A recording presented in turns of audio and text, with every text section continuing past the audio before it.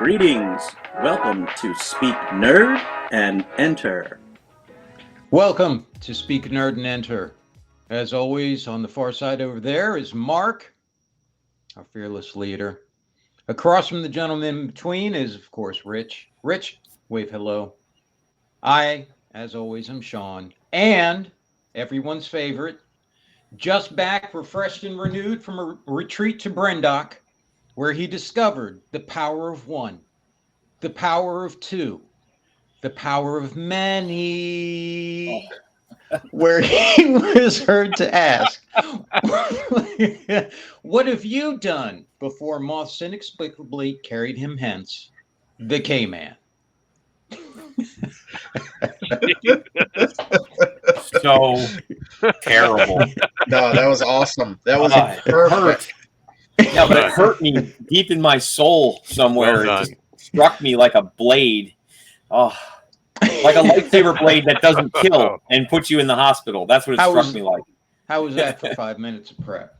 Yeah, that was very good. Well done. Well done. Yeah. So can we discuss why lightsabers don't kill anybody anymore? Why don't they kill anybody? Yeah, I don't know. And how do they cut your hair without setting your head on fire? You know, by the way, Mark, Yes. I believe strongly that, just want to get this out of the way, just to say this now, I think the actual bad villain in that whole thing is going to be the mother, the one who can mind control. Right. But is it going to be, the Darth Maul wannabe or the other one? I'm not sure. Is she the one that controlled the Jedi's mind when they showed up, and Oh, okay. Is she the one who birthed them or the one who made them? Yeah. So two things. The one who birthed them. Yeah. So two things I will say. Number one, I saw on the internet a clip of her, or a GIF or whatever, of her cutting her hair before I saw the episode. Mm-hmm. And my first thought was like, oh, that's kind of cool. And I thought it was going to be like, you know how like you're going to get in this big fight, you tie your hair up or whatever. I thought she's going to like cut her hair off and then get in a fight. And I was like, oh, okay, that's kind of cool. Like I was digging it because I hadn't seen the episode. And I was like, oh, that's, like, all right, I'm looking forward to this. And she cuts her hair, gets into this cool pose, looks up, and poof, changes clothes. I was like, what? Oh, come on. I thought she was going to come to the Jedi's defense or something because of the episode. She's like, I'm going to turn myself into the Jedi, and thought she was going to turn on her master. And I was like, oh, like, in that context, I thought the cutting the hair thing looked pretty cool. In the other context, it was like, who are you posing for?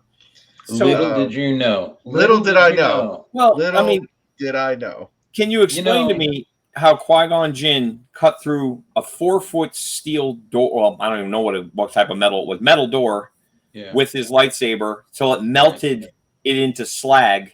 Right. And when you put it that close to your head, your whole head doesn't just burst into flame from the radiant energy from the lightsaber. How is that possible? Well, the lightsaber, I don't know. Look, I'm not going down the road of the physics with this, okay? If you don't understand the force, I'm not going to help you. Yes, my midichlorian count way too low. I will say this. I know a lot has been said about that show and all of that. I haven't enjoyed it. It's not been an easy ride. No. You're Mr. Horse from Ren and Stimpy. No, sir. Yeah. I don't like it. It's not been good. Everybody said everything there is to say about that show at this point, I'm sure. It's just very disappointing. It's like a punch in the heart. I don't know. Some people talk about flashes of some good stuff in this last one and all that. I didn't really see it, to be honest. There were a couple things that were cool. There were a couple things. There he is. There it is. I knew it. I think, honestly, what you're getting is a scale that is based on what you had seen just a couple episodes before versus this. And you're comparatively, house syndrome. Yeah, comparatively, you're looking at it and going, "Oh, okay, somebody got their neck snapped. All right, we're working here. Okay, we can do this." Didn't expect that to happen, right? No, it did not turn suddenly into the Raid Redemption. Yeah, it was not that. It was no. I watched Get a that name out of your YouTuber mouth when you mention yesterday who I think had the perfect take. He's like, we're all looking at this show wrong. He goes, this show is made for 10-year-olds, right? Not Star Wars fans. 10-year-olds don't know any better. 10-year-olds think everything is cool. You know what I'm saying? And so the stuff in there is aimed at the 10-year-old Wizards of Waverly Place crowd. And when you look at it in that context, I'm like, you know what? I can see it. But they don't like it either. Let me ask you though. I get you. Let me ask you though. The idea that is aimed at 10-year-olds. Okay. I remember seeing Star Wars when I was 7, just as you guys did. Yeah. I thought Luke sucked. Hated him because he was so whiny and such a punk and all that stuff. I don't think kids are that dumb that they're going to go. I think you're better off writing something that's good and exciting and then just letting nature take its course. Even as kids, did we not enjoy Alien? Did we not love The Thing? Did we not love Blade Runner? All of these things that you are missing my point. I'm disagreeing with anything that you're saying right now. I'm saying the people who made this show are like, oh, you know what would be cool? And the people who would think that would be cool would be 10-year-olds who are unsophisticated media consumers. Okay. No, now I understand. So you're saying that the writers and producers of this show are infantile and have the mentality of a 10-year-old, which I can see. You're missing my point, which is I don't think 10-year-olds are that dumb. Of a dumb 10-year-old. I don't think 10-year-olds are that dumb. I think they would look at it, and because you can go, what is hidden from 10-year-olds now? What is hidden? What was hidden from 10-year-olds when my son was, a 10-year-old? I showed him crap when he was, way younger than that. There's a sophistication to entertainment and the kids in the world now that has not been there before, and they're writing it. I believe you, Mark. I do. But I believe they're writing it with the idea that these are kids from the 50s or something, it seems. Right. They're writing in a bowling alley. Yeah, it's not. Gosh, Mom. It's not appropriate for the IP or the audience, and hasn't been for a very long time. And it's made me very, very sad. I was telling Helena the other day, I said, the only thing that I have now, and this is remarkable, the only thing I have now is Dune that has any semblance of its original flavor. You know what I mean? Mm-hmm. That's it. By the way, I was very gratified. I actually have had the opportunity. There's these 2 girls at work who I think of as like, daughters, right? And they have not seen any of these movies or anything like that. They've seen just, usual fare. One of them went and saw Bad Boys this week as a, marker. Right. Oh my God, that was an awesome movie. I loved it. But I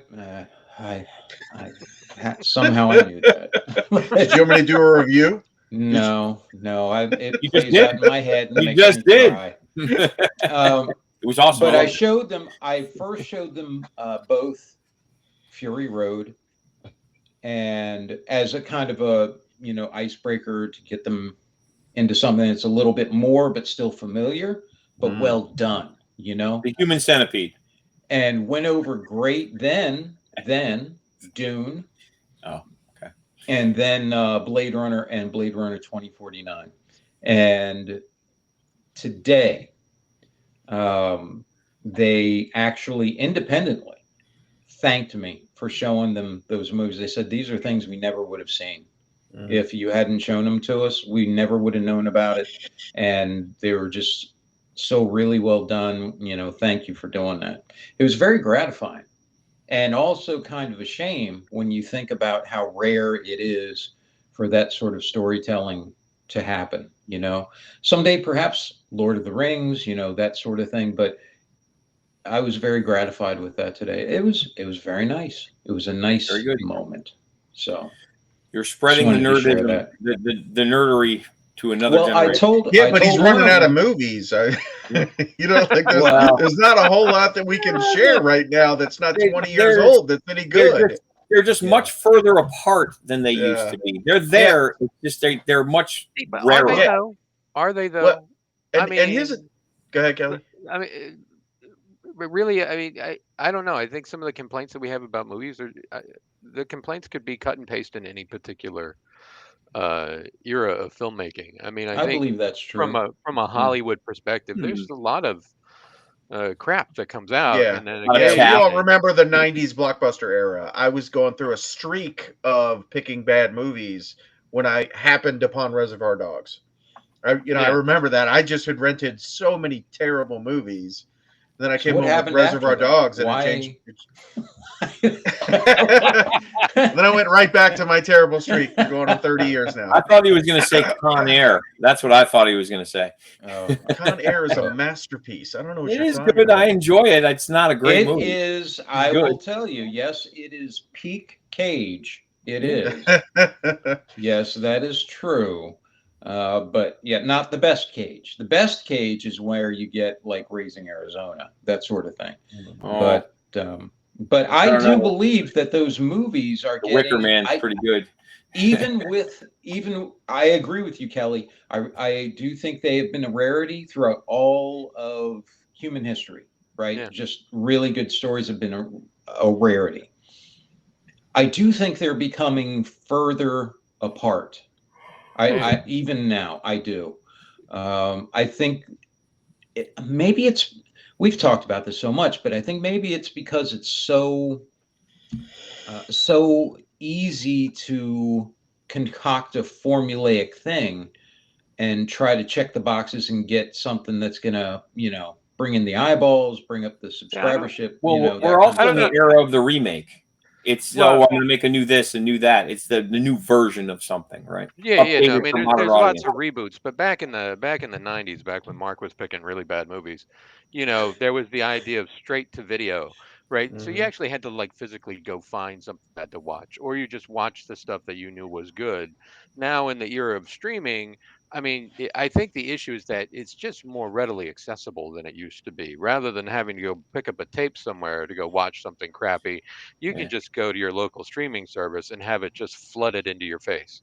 The CD video store era, I remember that with the curtained off back room for adults only. CD. So, true story. I was working at a local video store just like that had a back room just like that. I'm new, working there. The boss goes home. Dude comes out, and they made the tapes like 4 inches thick and really wide so that you couldn't like hide it under your coat. Yeah. And this dude comes out and he goes, "Yeah, I want to buy this, rather than rent it." And I'm like, "Oh." So I call the boss who lived in my neighborhood. I was like, "Hey, man, I got a guy here who wants to buy this, tape from the back room." And he goes, "Oh, what's it called?" And I looked down at the title. I was like, "Yeah, I'm not saying that." I was just like, "Nope, He's like, "Yeah, whatever. Okay, yeah, you can sell it." Cake on cake. I was like, on big butts. Yeah, there's no way I am saying this in front of him or over the phone. That would break some kind of law, I'm sure. So. What I'm wondering is, why would he even ask what the title was? What's the right? Oh, I can't. No. Yeah, that one's a hot seller. We're not selling that one. We rent that one too often. That one's a hot seller. Yeah. We're gonna make that. We're gonna make our money back 10 times on this one. Just gotta clean it every time, perhaps, but no. No. So yeah, when I was much younger, I worked at a beer store of all places, and next door was one of those seedy local video stores run by a seedy local individual. Yeah. No, it was a small. He's got to correct me, like he thought I was being serious. No, it wasn't Blockbuster. I don't take what you say for granted. I don't take what you say for granted because I'm never sure. But in any case, yeah, the guy who ran the video store looked like the store that he occupied. It was pretty intense. Kind of like the Blue Beetle. Sid looked like he should have been at the Blue Beetle, Yeah, that made sense. Yeah. But anyway, yeah, that's been a big disappointment. Conversely, I have really been loving House of the Dragon. Yes. Really? Yeah. I know, I'm telling you, like it's so refreshing to watch something as bad as The Acolyte or whatever, and then you go to this show and you're like, it's firing on all cylinders, right? It's peak Yeah. Game of Thrones.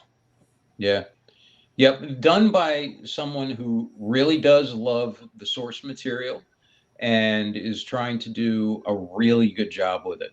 You know, it's just so well done all around. The acting It, and everything is and just so good. and I will say this for the original Game of Thrones series and for House of the Dragon, one of the things that really makes it stand out is how the people in the show make terrible decisions, but you completely understand why they made a terrible decision. Mm-hmm. And you're like, I can see it. It's not the smartest thing to do or whatever. But how much of real life is people making those Right. exact same decisions? You're like, I Yeah. understand why you did that, but it wasn't really smart.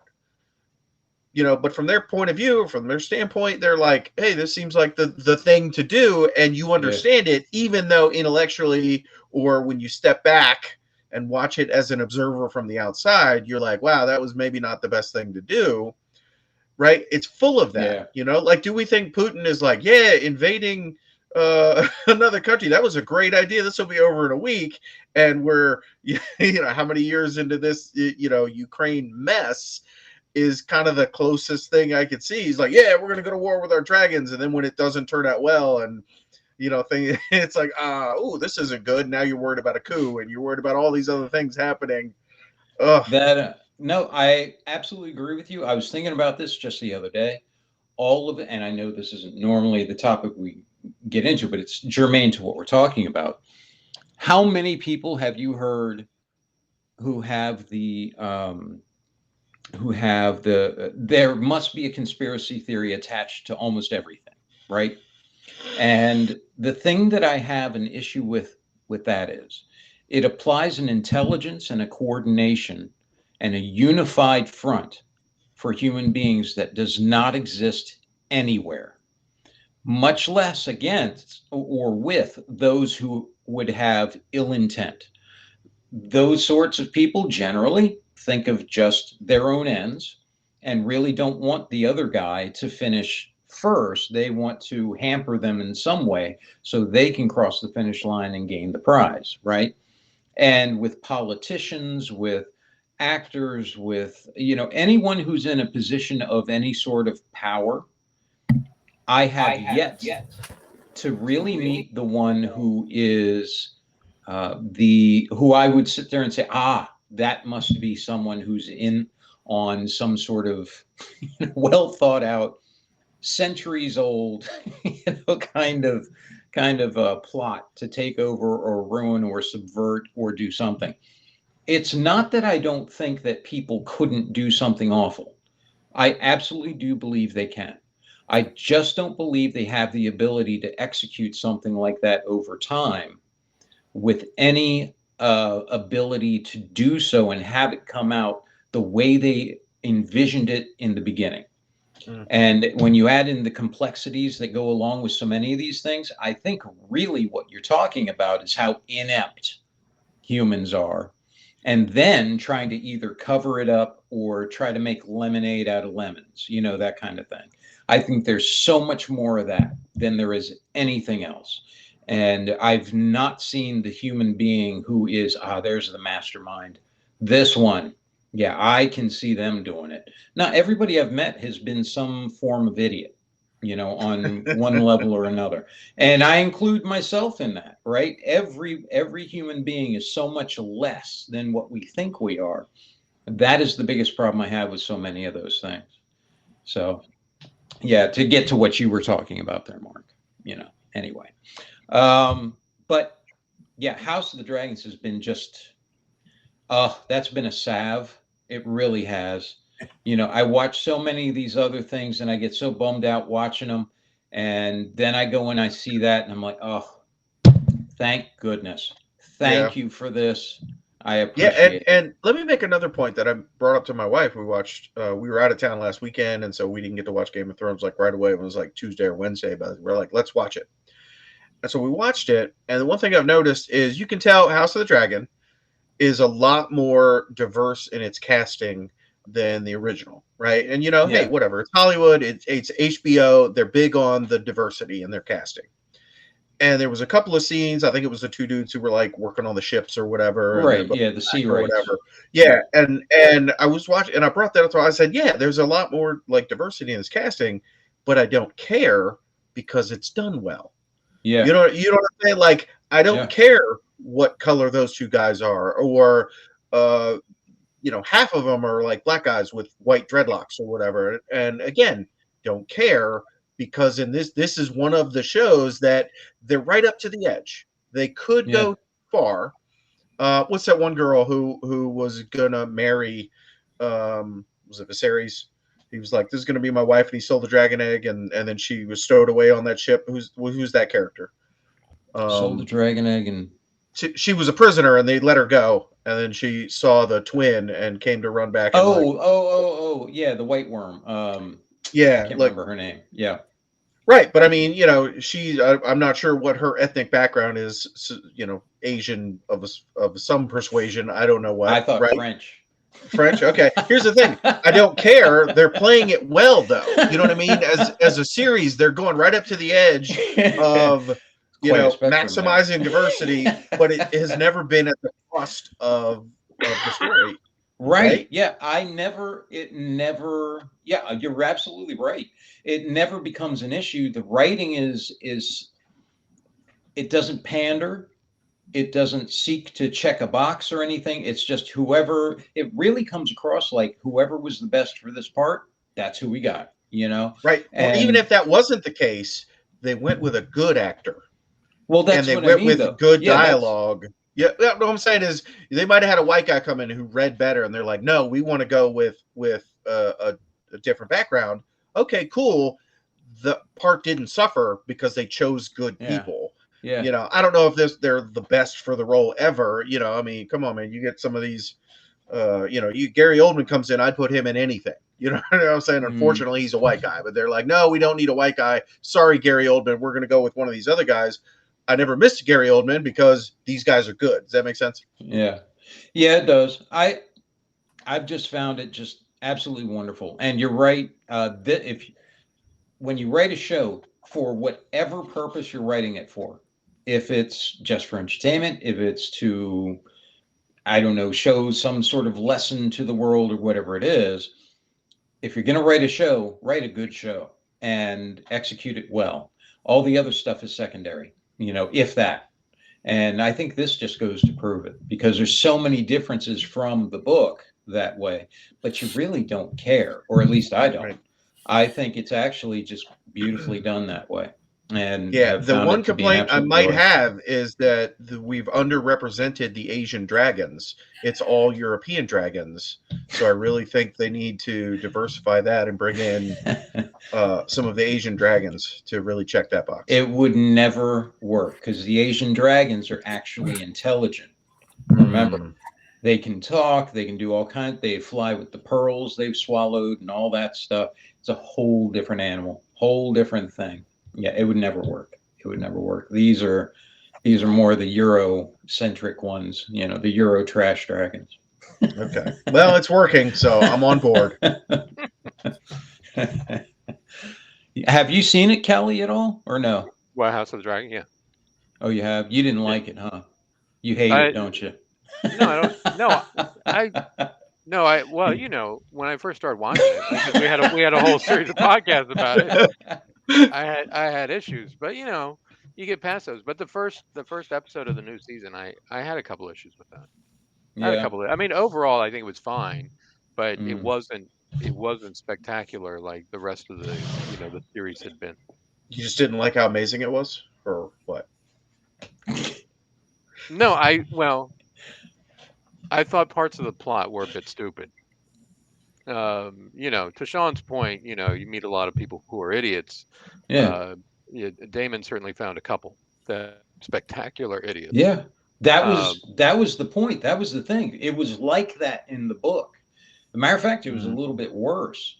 And that's one of the things I love about his writing is that, as Mark said, this is how it goes in real life. The people you get for this sort of thing, or for any of this stuff. Sure, they make such horrible, choices. You're not finding people who are Mensas going out, out for hire as assassins. I grant you that. I mean, you're picking from a particular pool to get people to do things. But I mean, that was a level of stupid that was just beyond acceptable.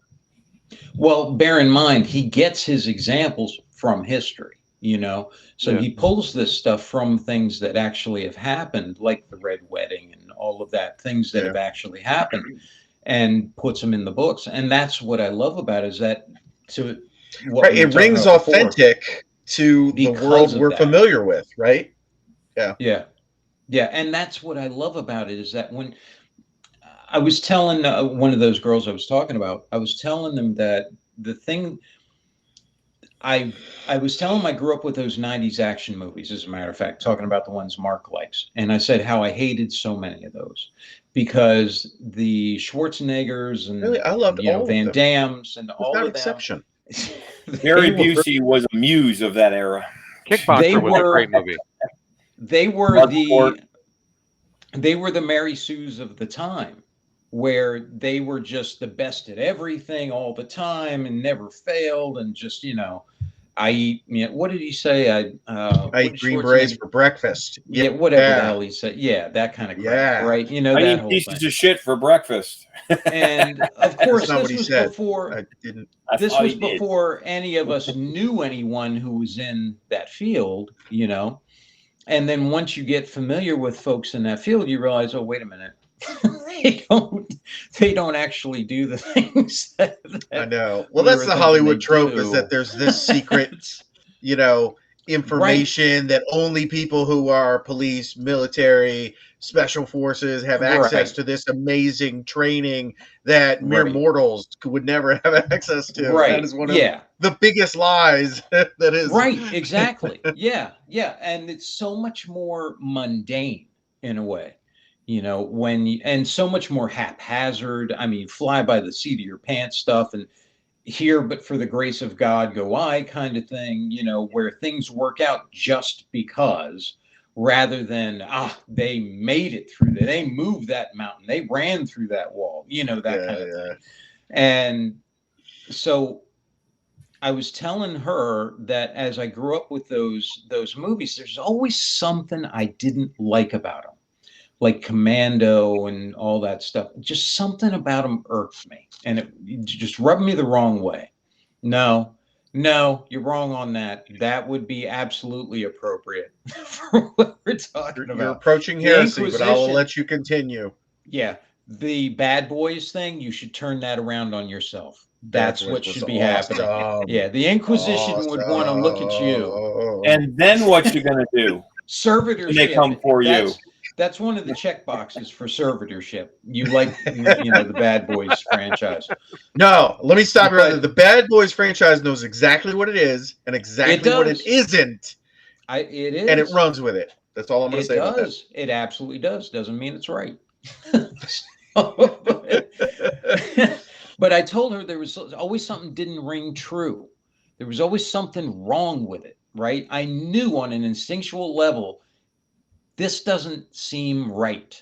And then when I started getting introduced to some of those other stories, the ones we were talking about, that seemed more realistic to me. That was like, okay, that makes more sense. Even if it's a fantasy setting, a sci-fi setting, or something like that, that made more sense because it was so much more relatable on the things that can't be variables, which is human nature and who we are. And there's no one who is Jason Bourne. That just doesn't exist. John Wick is not out there. You know what I mean? It's so much less than that. And when I see it, I know it. And when I don't see it, I know that too. So it can be cool to see the glitzy stuff and, the comic bookish thing and all that for a little while. But it's not something I can consume regularly because I know it's not real. This rings much more true to me because of the ridiculousness. Because, well, that's dumb. Who's going to do that? Look in history, man. They've done it all over the place. They've been so moronic, you wouldn't believe, that kind of thing. I think about that time I taught that vice president, and the vice president sitting there trying to shoot that 357, and I'm telling him, you may not want to do that. You want to try these 38s? No. I want to get rid of this ammo. And then shoots it, and then looks at me with these big eyes, like, what the hell? I'm like, yeah, that's what it is, And this is someone who's supposed to be second in command of the country, right? Yeah. Who can't figure out that he's limp wristing a 92, a Beretta 92. It's constantly jamming. And he's saying, I think something's wrong with it. And well, let me take a look. And I keep shooting it, and nothing wrong. And finally he says, "Oh, are you trying operator to say error?" wristing? Yes. Operator error. But it's true. They may think they are that person, but they are not. And that's the only difference between someone who's in charge like that and someone who's not, is that they believe that they are that person. And so everybody else kind of follows along, but they're not. And that's what I love about the realism of this kind of story, is that kind of thing. So I'm sorry for that long diatribe. But to explain kind of why. And with that, good episode, everybody. Thanks. Yeah. Wow. This was a real downer of an episode. Bye, everybody. I thought it was a great explanation. I know, it was good. It was. But you know what? There's room for John Wick, though. If you know what you're getting into. I'm happy to suspend my disbelief and go, okay, because that's one thing the John Wick movies have done, is they brought some technical accuracy to a fantasy movie. You know what I mean? Yes, because it is a fantasy that John Wick's gonna wade through 100 guys and look, he got shot a little, or he got beat up a little, but he's still struggling. Look at him go. Right, that is completely unrealistic.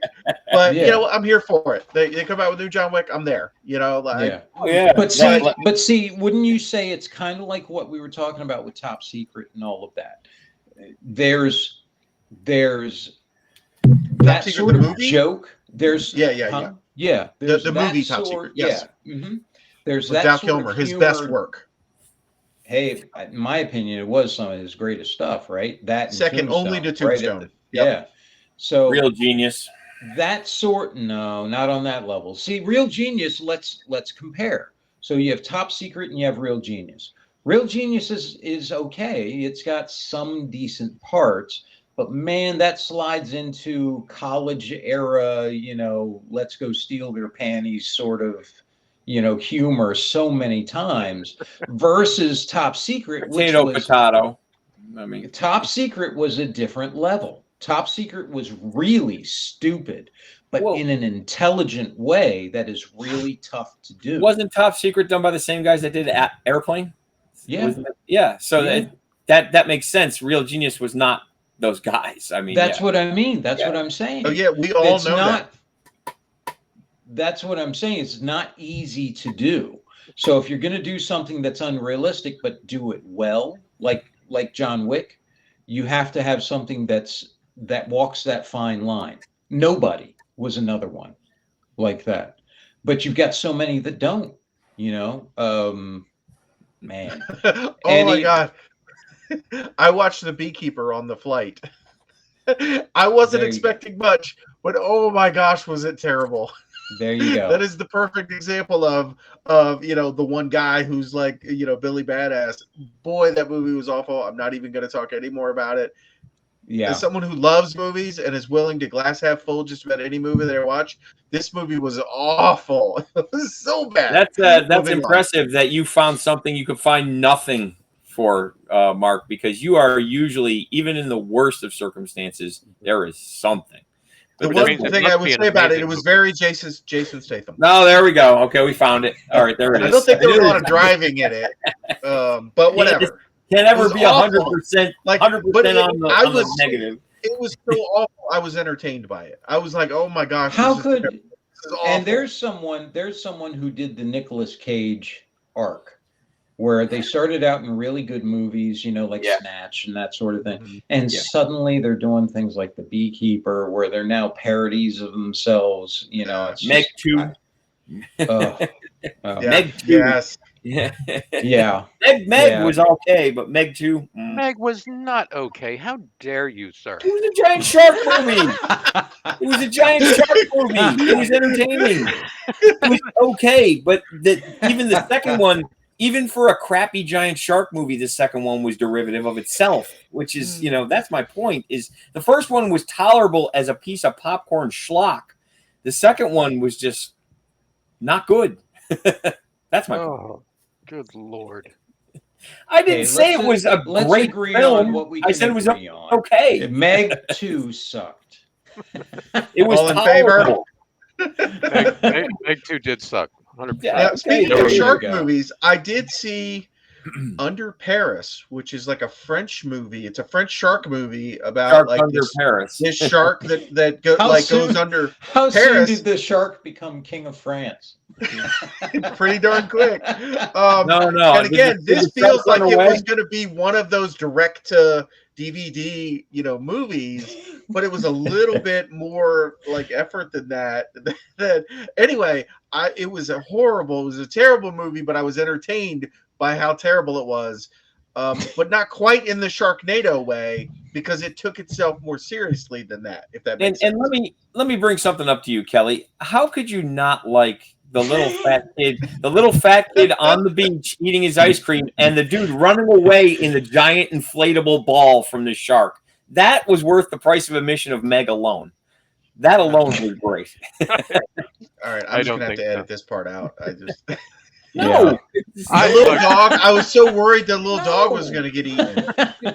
No, the guy in the ball was fantastic. Look, when I went to go see the Meg, okay, you paid for it. I did not. I still can't believe you went to see the Meg.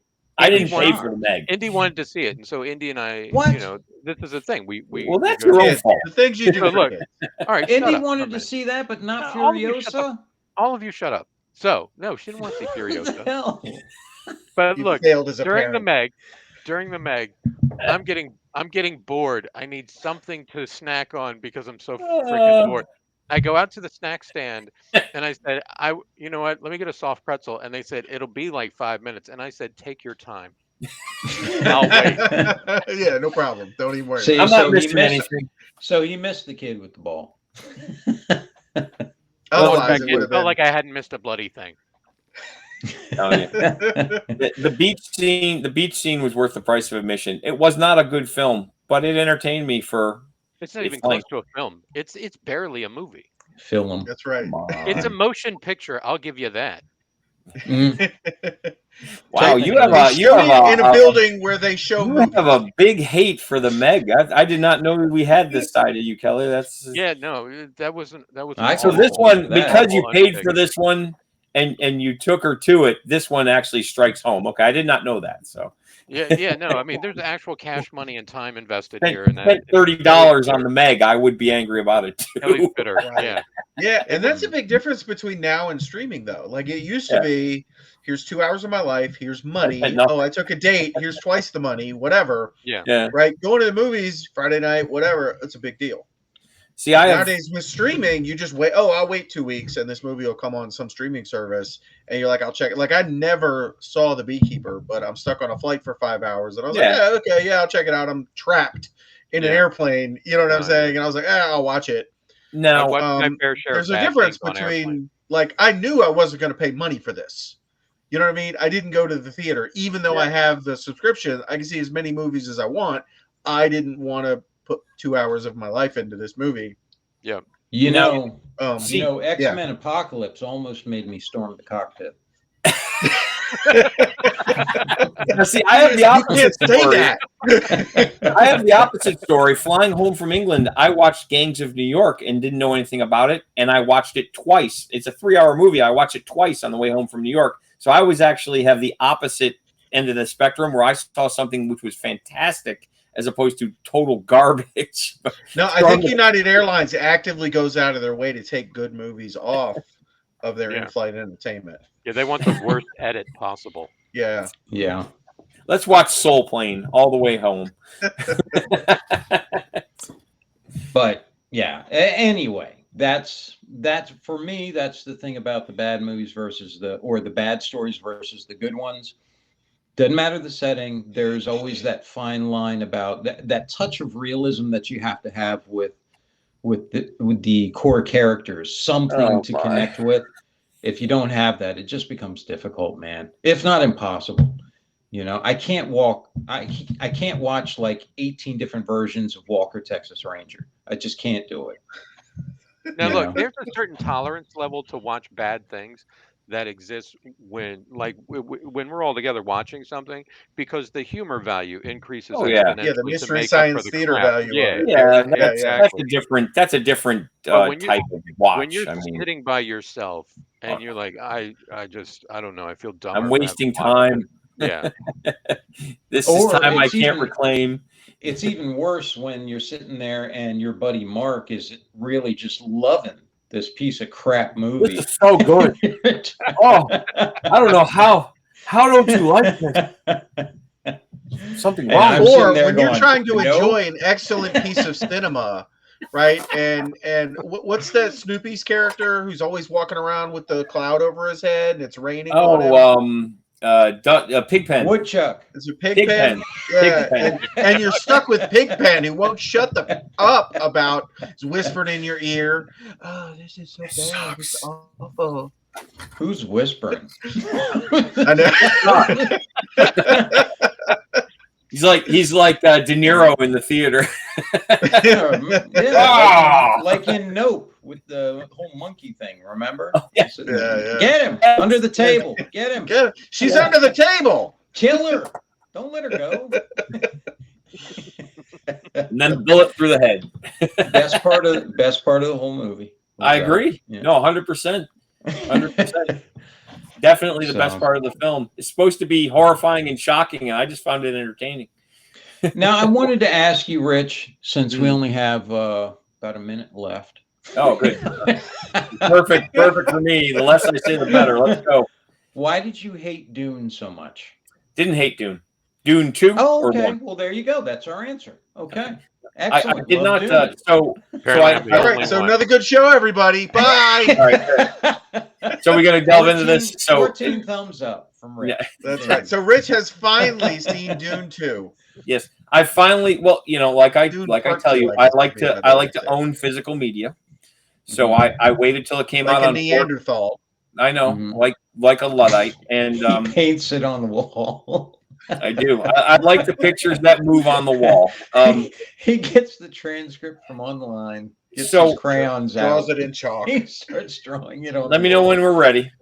Okay, good. It's gonna we need another minute. Might this be is next gonna go week. for a while. I know. I'm waiting. So I just let you till you guys get tired, and then I take over. That's not gonna happen. I know. It does. So I finally got it on 4K UHD and watched it and enjoyed the film. Mm-hmm. However, my criticism of it is, like I told you guys before we started, it's a Dune-shaped object. It is not the story that Frank Herbert wrote. It takes a lot of cues from it.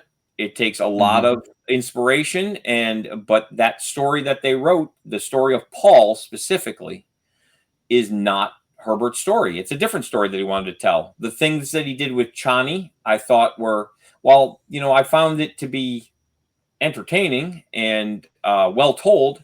It wasn't the same story.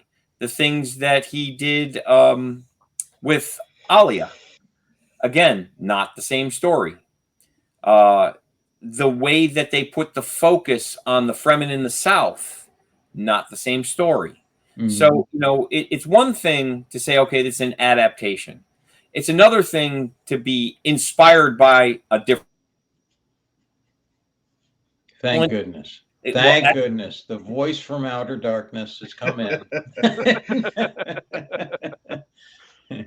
But don't you feel I didn't think this was any different. I didn't think this was any different than what they did with Lord of the Rings. There is a difference. There is a difference. So you think it's the same then? No. The changes that Peter Jackson made to the Lord of the Rings. I'm sorry. Go ahead. The changes that Peter Jackson did to the Lord of the Rings did nothing to change the overall story itself. There were details that he changed to make it more filmable, Right. However, you can't hear me, right? No, I can hear you. Okay, yeah. However, with Dune, he changed specific things which were important to the telling of the story. The story is not the same story. Paul's story is not. What do you think he changed that changed it so much? Because I thought he got it across. No, I understand that. Yes, the themes of the story remained. The fact that religion was used to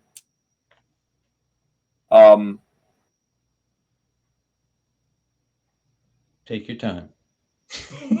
No, yeah, so you got the idea of religion being both a weapon and a tool. That was transmitted. That's something that Herbert was trying to get across. Yeah. Changing the focus of the characters from what Herbert wrote to what he put on film for reasons I honestly can't understand, other than he wanted Chani's part to be bigger. I mean, that just seems I felt like the stuff that he changed first, it'd be really hard to do his sister the way she was portrayed in the book. He's a mutant. I mean, yeah, I know, but you're not going to find a 2-year-old anywhere out there who's going to be able to you pull make off her that CGI. Role. Come on, you CGI her. Can't. If they can CGI the president, they can CGI her. If they can make Lord of the Rings, they can make a little 2-year-old that can do something. Look at Gollum. Gollum was a complete motion capture. I thought what they did was actually pretty good. I thought that was actually pretty good. Like I said, I As for the time jumps, as for omission of like the kid that died and all that stuff and all that, I thought that was all right for what they needed to do, for what they were trying to get across, for what they were trying to adapt. I thought that was a good adaptation, and that they focused in on the thing that was really important, which was, here's this guy who's growing into this thing, and nobody knows what it's going to be. No one knows exactly if it's going to be positive, negative, controllable, not, whatever, all of this. And his character arc, he's even afraid of it. And his character arc, that once he does it, bam. I mean, you see the difference. You see who he is now. You see the effects afterwards and all that. Yeah. And it leaves you feeling a bit apprehensive, if awestruck at his change. Like I said, I thought it was done really well. I enjoyed. You see, you're arguing a different point. I enjoyed the movie immensely. I'm not arguing whether you enjoyed it. I'm saying it was done really well. I didn't say it wasn't done well. I said that it wasn't the same story, and that's what I'm saying. I thought it was a really good adaptation for that story they were trying to tell, or that he was trying to tell in the book. My definition of what an adaptation. It needs to be closer to what was written than what they produced there. I felt that it detracted from someone who's read the books and read all the books, and for many years. I feel that as it just, like I said, it left me a little bit wanting. Now the story beats going into where they say they're doing the next book, right? Mm-hmm. The story beats are going to have to be immensely different. They're going to have to be, because Chani riding off into the wasteland on her sandworm, it's just not going to work for the way the story was written. So now you've started by the way, of things. So the way, the Chani thing at the end, just to let all of you know, if any of you have seen It's Always Sunny in Philadelphia, if you have seen the episode with the dentist system, if you have seen that is exactly what Paul did. He dentist her. That's what he did. He demonstrated his value. He engaged her physically. He nurtured dependence. He neglected her emotionally. Then he inspired hope, and then separated entirely. It was textbook. So you just reminded me of another massive story difference that I found was really, so the idea of the way they left it hanging with Aurelian and Chani, and the idea that they took out the idea that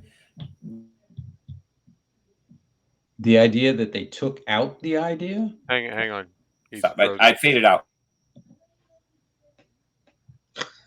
I swear. Wait a minute, dude. I swear, Rich. Every time you want to make a cogent point, technology conspires against you. I'm looking. I got 4 bars messing with us. No, you did. You had all the bars, but man, you were dead silent. Try that again. Okay. Let's try it again. The idea that they removed, that the power lies behind who the emperor, well, in this case the emperor, but the duke loves, as opposed to the idea of the political marriage. They took that out completely or left it open, which where in the book and in the first film we acknowledge, it was left in there that the power lies with the consort who's in history becomes the queen. Mm-hmm. Whereas here, this Aurelian's marriage to Paul, it seems like they made it less direct, that it was not just a political thing, and she would be set on Seleucus Secundus or whatever world that they put her on to live out her days reading her books. I just. Chani going away all hurt. She didn't even understand that what he was doing was politics. It just makes her look dumb. No, I think she did understand, because I've asked and talked to a number of women who were, and I've asked them, what do you think about that? And they all said the same thing, which is, I understand it was a political thing. I get it. But I would have done exactly what she did. Yeah, that's a weakness of character on her part. She should be stronger than that. She's supposed to be incredibly strong, because her emotions. You see it as a weakness. Yeah. Her staying would have been what they see as a weakness. I think that was a failure on Herbert's part. No, I think her. No, I just asked women about it. They said that. I don't. Well, maybe. I think Rich's answer to all of womandom. No. Yeah, I'd say that your discussion pool is a fairly limited one to judge all of female existence. So you've talked to a couple of women and they agree. That's going to be my unlike Sean, I've talked to all of them. You talk to every woman in the world and get their opinion. Internet, so I talk to all of them. Yeah. No, I think her remaining and being strong and stoic about it is much more in line with her character as presented throughout the entire story than her going off in a huff and being all irritated that he has to make this political decision to save the universe. No. I think the one in the movie that I saw actually rang much more true than the one in the book. I think it rang true to weak women, not strong women. Honestly, I think it speaks to the fact that who is it? Herbert wrote the book, and that kind of. I think it speaks to the fact that men don't understand women. So there's that. I don't know. Yeah, I mean, there's a good part of that's in there. It's like looking at. It's like if I watch Twilight. If I watch Twilight, the guys in Twilight do not act like guys. And it would be like women telling me, "Oh no, that's how guys act." What? See, throughout the entire, what the hell are you talking about? So bear with me. Throughout the entire film, Chani is the film and in the book, but specifically in this film, she is portrayed as incredibly strong and incredibly wise and incredibly intelligent. And then at the final moment where she should be able to see, okay, he's doing this for this, even though she might have some consternation about it. And the way they got around it in the first film and in the book is that Jessica told her, you are going to be the one people remember as the wife. I know. Yeah. Not this piece of trash over here. So the fact that they then went back on that. Trash. No, you're forced to marry him. You're trash. Okay, so Aurelian gets to marry the emperor. Oh, that's terrible. Loveless marriage. Okay, and she's a scheming conniver whose her entire life has been brought up by the Bene Gesserit. No, that's not a bad position for her. But my point being that to portray her as this person who should be able to see beyond just the surface and then have her react like she's a hurt 14-year-old. No, I don't like it. I don't like it at all. Okay, well. No, sir, I don't like it. Yeah, well, to quote Rich Curran, no. That's my opinion. You asked me why I was disappointed in her actions. Her actions ring true, and to me, and to those I have talked to, rang true to them as well. And I asked, I was like, are you sure? You know why he's doing it? Yeah, I know why he's doing it. Still, can't do it. Can't stay there. I'm going to have to go. I said, he said, she's going to come around. She'll understand. I've seen it. I said, I get it, but I'm not going to be able to be there in the moment. I can't do it. My emotions and stuff are going to be too much. I got to get away from it. So the Fremen are very emotional people who, they burn up each other to drain their water, and give their families give the family of the person that they dehydrated, and that family's meant to. So they're very emotional people, and she should act like an emotional. No, the Fremen are nothing like that. The Fremen are emotionless based on their survival. They're emotionless. They just followed the Messiah. I'm talking about what Rich is saying is they're practical. They're practical, exactly. Much more practical than we are used to. They don't get caught up. Well, now I'm hurt because we're lovers, and he's got to make this political decision to take power over the entire galaxy, and so, I'm going to go right away on the Metro sandworm. All the women who have said to each other, as they discuss this, who have said, no, have some pride for yourself. Don't stay there. Go ahead and leave. They're weak because they want to have the pride enough not to be there in the moment, to be second fiddle to this other chick and all that. She's not second fiddle. That's the thing. She feels it. Yeah, if you react like that, then yes. I'd say, but based on the circumstances, yes, that is a weak decision to do. Yes. Who's going to remember her? Who's going to remember her as the wife? The entire Fremen tribe and everyone, and Paul Atreides, the emperor of the universe, he'll remember.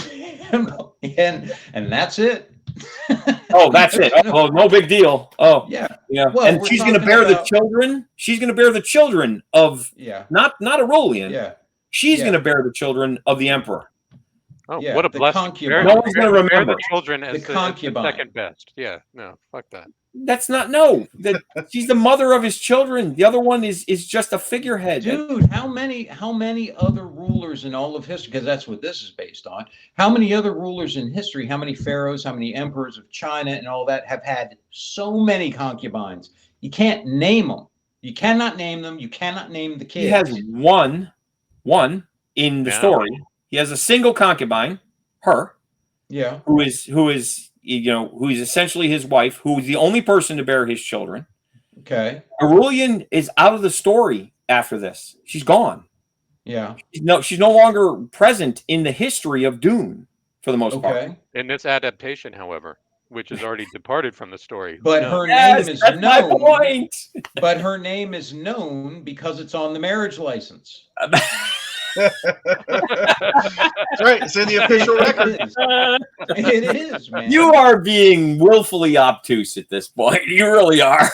Dude, how many rulers throughout history do you know the names of the concubines? It depends on whether they had their children or not. Also, even then, somebody to aspire to be more than just a bloody concubine. She's not just a concubine. She's his wife. She's his wife. Her name's not on the marriage certificate, as Sean said. This is what I'm saying. And he tells me I don't understand women. Yeah. Okay. I did not say you don't understand women. I said that her decision as a strong woman was not within her character. No, her decision as a strong woman was to hitch a ride on that worm. Yeah, the Metro. Yeah, the Metro. She jumped on and honestly, this might just be covered from my experience. That's exactly what that reminded me. She went to the Metro station and jumped on the sandworm. I think we're ready for the Dune spinoff, how Chani got her groove back. She's going to go down south, hang out by the beach, pick up a boy toy. See, this is the thing that I find most interesting about it. And this is what I actually can't wait to get the response from those same women about, is that, because I also asked them, I said, he said, she's going to come around to understand, or she'll come to understand this. I've seen it. So that's going to happen. And so when that does, I'm anxious to get their response. That's just more of the patriarchy.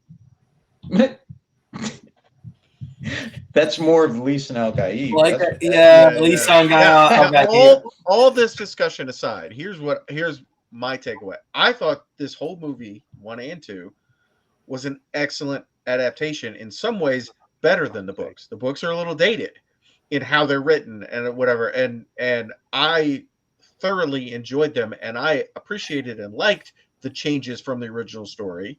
Okay. And I felt it was a great story. I'm looking forward to the next one. would rather sit through the Meg without a soft pretzel than have to watch Dune Part 2 again, ever. See, Oh, and yeah. here's the dissent, and this is good. Wow, So, you guys are just wrong. Wow. like I said, I enjoyed the Sean, so let's how you and many- I continue the podcast. I don't know how many times I need to say I enjoyed the film immensely. I loved everything about it except for the way they changed the story. I really enjoyed the film. Oh, and the fact that Gurney and Raban, it was too short. There need to be a little bit more conflict there. There was a lot of people who commented about that, but I don't know.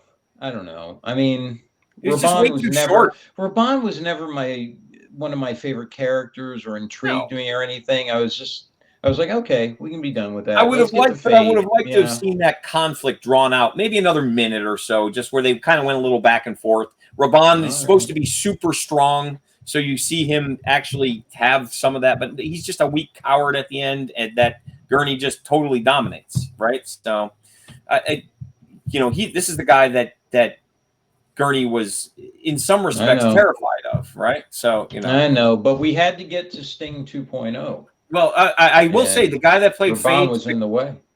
He was. Fade was spectacular. I enjoyed that guy's performance so much. He really did a great job. Much better, honestly, in my opinion, than Sting in the part. Yeah, much better. That was because I think he channeled a little bit of Elvis. Just a touch. I could see that comparison. Honestly, he was kind of a showman, right? He was. But the thing I didn't like, the idea that he was sexually vulnerable. I said, this dude's a maniac. You got to his feelings somewhere down there? No. I don't think that's what she was saying. No, not feelings. I don't think it was about feelings at all. I think it was that it's just a weakness in his character that he is manipulable that way. No, not a weakness, a vulnerability, not a weakness. In other words, a manipulation point, like his honor. That's what I just said. Yeah, okay. So I'm saying honor's not a weakness either. I think it was just something they knew they could try to work with to get. Tell that to Ed Stark. I tell it to his head if I could find it. But no. So in any case, like I said, you guys don't think that I disliked the film. I enjoyed the film immensely, and I'm going to watch it again. I sat through it. I would hope so. Fine. You waited all this time to buy it. Because I wanted to own it. Because I like to be able to. I don't want to go to the theater, and if my experience, if there's something that I want to absorb a little deeper, and this movie was important to me. I wouldn't do that in a movie theater. Exactly. That's why I bring it home. No, but my point is, your pants are wet. The story of the story of Dune is one of my favorites, and it was important to me. And I knew that in this current era, it would be available fairly quickly. So I did not see the need to go and color my experience in the movie theater, which I'm not particularly happy with movie theaters right now for the way they behaved in COVID. I'd rather bring it home, be able to enjoy it at my own pace. If I need to stop and want to go back and look at something, or I didn't understand something, I couldn't hear something, so I go back and listen to it again. I can't do that in the theater. So for this story in particular, I really wanted to be able to absorb it at the pace where I could gain maximum enjoyment for it, and that's why I did it that way. Okay, so serious question. So I find going to the movie theater, especially when a new movie is just opened, it's Friday night, whatever, you're there with an engaged crowd, to be an experience unto itself. I'm not discounting anything you say about I want to see this again or whatever. Like, I love going to the movies with a crowd that is there for the movie. I don't. I just want to go with the three of you. Especially in Prince George's County in the 80s, you go see a horror movie and they're all screaming, run, get away. But whatever. You know what I'm saying? Like, it can be part of the experience to go see. And I don't feel that hammer, or Captain America catch Thor's hammer, and say if it's a completely different event in a theater full of comic nerds or Marvel fans than it is at home. There's two I would use as examples for that. You were there for one of them, Mark. Team America, World Police. That was great seeing that in the theater. That was on that first night. That was awesome. And the other one was Jurassic Park. when that came out, and I went and saw that like 5 times in the theater, just because where I lived at the time, the audiences were very animated, and it was really cool when the T-Rex came out, and just scared the hell out of everybody. That was awesome. Let me explain. So maybe based on my experience in life, I don't like crowds very much. I'm not a fan of them. And I honestly, if I was to watch a movie, I don't want to watch it with the 3 of you and maybe a few of our other friends, and that's it. I'd rather have the theater be empty. I don't draw that energy from the crowd that you do anymore, because I just don't care for it. I may have at one point in my life. At this point in my life now, I don't feel that anymore. So you should get Furiosa. That's out on. I'm going to get it. That's why I'm waiting on it. Mad Max is out now. I bought that just the other day. Oh, it's available on DVD? No. Well, I don't know about on DVD. I get it on physical. Yeah, I wait till it comes out on physical and then get it, so I get all the special features and stuff too, because I like that stuff. But I'm not feeling like I'm pressured to buy it. I got to go now because I don't listen to spoilers. Kelly, you should rent it, because or that's what you should do, Rich. Just rent it so you can. I could. I am interested. You could, so we could talk about it. I'm just saying. I may start doing that just so you guys can stop giving me a hard time about it. Well, not just that. That's one of those that I know Mark didn't like it, but I honestly thought it was a really good movie. I'm looking forward to it, but I am a very deep-seated love of the Mad Max series. I do too. I just bought the original 4 movies on 4K. Just picked them up. Kelly, I would love $20.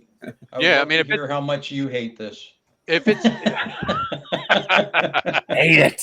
No, if it's out on streaming now, it is. Yeah, it's out. I'll gladly go watch it. All right. And I did purchase the Japanese version of Unforgiven. Oh, really? Why'd you get that? What's special about it? We just talked about it a couple episodes ago. Oh, you mean the original film? Oh yeah, no, the Japanese basically made their version the remake. Of Unforgiven. Yeah, so I bought that and in the middle of watching it. So you were I didn't hear that, Rich. Exactly. Yes, whatever you said.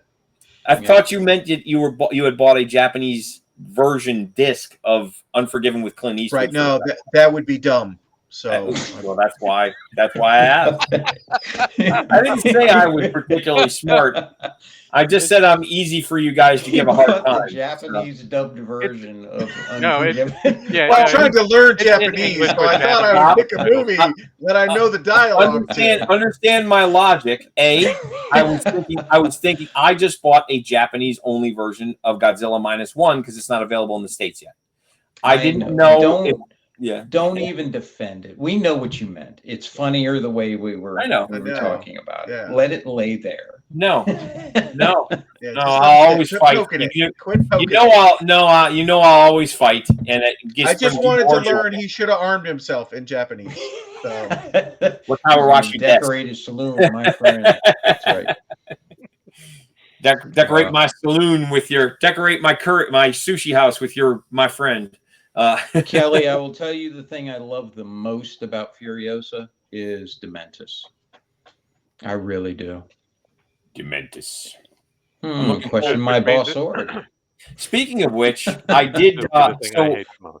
Speaking of which, I just also got the Mad Max Xbox One game, which apparently is a spectacular game, and I didn't know about. Yeah. And mentions Dementis. Yes. And Immortan Joe's other son, Scrotus, yes. That was kind of silly. I know. I'm like, Scrotus, really? Yeah. Who wrote this? A 10-year-old? No, when you see Scrotus, people that wrote Star Wars. He does look like a scrotum. Yeah, I could see Immortan looking at him and saying, "All right, Scrotus." Yeah, and I actually really like that he's not in the other movie, Fury Road, but there's no explanation of what happens to him. You know what I mean? Because Hollywood likes to tie everything up. Obviously, he did not survive. Him to die, right? Because he's not in the movie, in Fury Road, prequel, sequel, whatever you want to call it. And I love that they just yep, He survives to the end of this movie. He's not in the next one, and you have no idea what happens because hey, it's a wasteland. Anything could happen. That's right? what I like about George Miller's movies or his Mad Max ones. Speaking of the Japanese thing, is that he said when he went to Japan and they were saying, "Oh, you must watch Kurosawa and all that," and he was embarrassed to not know who that was. So he watched a lot of that stuff, and he said he realized that good storytelling should not require a lot of dialogue. That you should be able to simply watch what's going on there and infer what's happening. And I thought that was very poignant for what he does with a lot of his movies. Very light on the dialogue. I like that. Hold on, I'm. You're what? No, what happened to Scrotus? Don't spoil it. Yeah, there's gonna be a spin-off at some point. Yeah, no. Series of the Adventures of Scrotus. Yeah, no. There's an actual there's an actual article about what happened to him. So yeah, I did not know. Anyway, all right, guys. Well, thank you very much as always. It's been enlightening. Yeah. Yep. So go watch the Meg. I think that's the bottom line of this. Meg 2.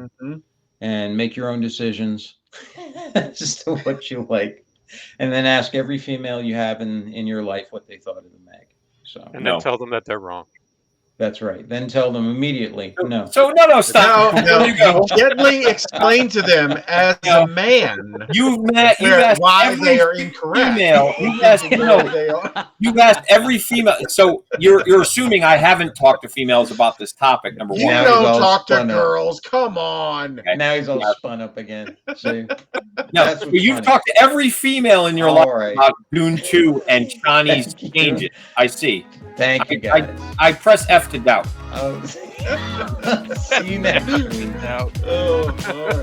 See you next week, guys. Bye. This concludes our Speak Nerd and Enter broadcast.